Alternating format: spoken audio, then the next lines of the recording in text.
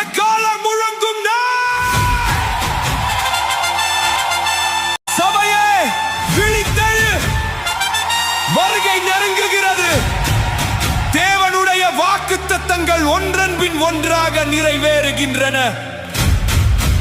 பெந்தெகொஸ்தே நாளில் பரிசுத்த ஆவியானவர் பலமாய் இப்போது எக்காலத்தின் நாளை நாம் எதிர்நோக்கி காத்திருக்கிறோம்.